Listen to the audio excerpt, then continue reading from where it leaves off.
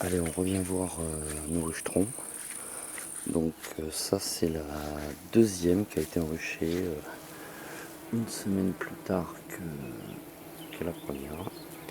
Donc on avait déjà fait une petite vidéo l'autre jour pour montrer que ça commençait à se mettre en œuvre dans les pots. Donc là je viens d'ouvrir, je viens de regarder. Ben voilà. Donc au départ elles étaient sur les deux premiers pots de ce côté, les deux premiers qu'on a là. On voit maintenant qu'elles sont dans tous les pots. Les petits orifices, les petites cheminées pour aérer sont en partie bouchées. Donc en fait elles sont arrivées sur l'avant de la ruche. On voit sur ce pot là, je ne sais pas si vous les voyez, celles qui se promènent avec du pollen, c'est pas forcément évident derrière les pots à voir. Et par contre on voit que ça y est, elle commence à emmagasiner du miel dans les pots. Donc est-ce que vous arrivez à voir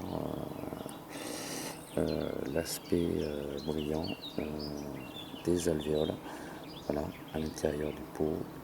Donc elles sont en train, on voit bien la différence là avec le miel dans les alvéoles, et puis au-dessus où on a encore des alvéoles qui sont vides. Voilà, elles ont quand même pas mal de beau temps qui arrive encore derrière elles. Donc je pense que ça devrait le faire pour elles. Et puis si elles sont là, ça veut dire qu'en dessous ça doit pas être mal non plus.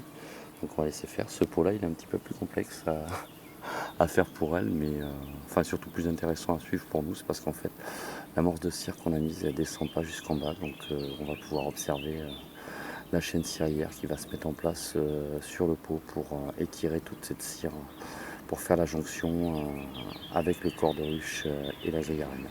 Voilà, donc on vous montrera ça plus tard.